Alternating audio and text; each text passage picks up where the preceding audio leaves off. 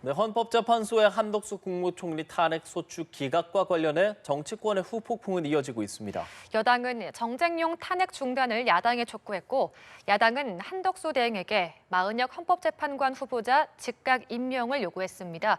국회로 가보겠습니다. 이다윤 기자, 여야 반응 전해주시죠.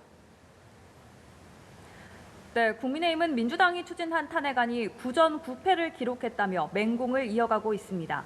권성동 원내대표는 오전 회의에서 무차별적인 무고 탄핵 남발로 인한 국정 공백과 혼란의 피해는 막심하다고 비판했습니다. 그런데도 이재명 민주당 세력은 사과 한마디 없습니다. 일찍이 이렇게 뻔뻔하고 무도한 정치 세력을 본 적이 없습니다. 특히 국민의힘은 야당이 최상목 경제부총리 탄핵을 그대로 추진하는 것도 저지하고 나섰습니다. 권 원내대표는 정쟁용 탄핵 폭거를 저지할 책무가 국회의장에게 있다면서 최 부총리 탄핵을 위한 본회의는 열려선 안 된다고 강조했습니다. 반면 민주당은 한덕수 권한대행을 향해 마은혁 헌법재판관 후보자를 임명하라고 거듭 압박했습니다. 박찬대 원내대표는 최상목 전 대행이 마은혁 헌법재판관을 임명하지 않은 것을 위헌이라고 본 헌재 결정을 근거로 들었습니다.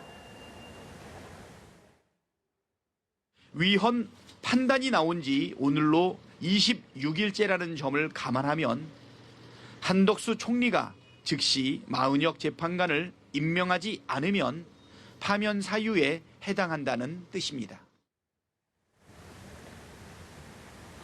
윤석열 대통령 탄핵 심판 선고를 놓고서도 여야는 대립했습니다. 박찬대 원내대표는 한 총리 탄핵에 대한 선고도 끝난 만큼 헌재가 선고를 미룰 이유가 없다면서 당장 내일이라도 선고해야 한다고 강조했습니다. 반면 국민의힘 권성동 원내대표는 과거 탄핵소추위원으로서 경험과 여론 등을 종합적으로 고려해 볼 때 개인적 판단으로는 기각 가능성이 있다고 본다고 전망했습니다. 이번 주는 굵직한 선고가 잇따라 나와서 사법 슈퍼위크로 평가되고 있는데요. 내일은 민주당 이재명 대표의 공직선거법 항소심 결과가 나오죠. 그렇습니다. 이재명 대표의 항소심 결과에 따라 차기 대권 구도가 출렁일 가능성이 있는데요. 선고를 하루 앞두고 국민의힘은 이 대표의 사법 리스크를 집중적으로 파고들었습니다.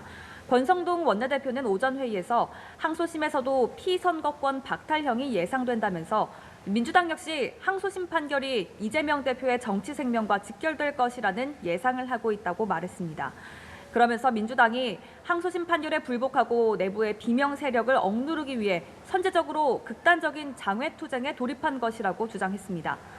민주당은 이 대표의 무죄를 주장하고 있습니다. 민주당 사법정의실현 및 검찰독재대책위원회는 오전 기자회견을 열고 재판부에 공정한 판결을 요청했는데요.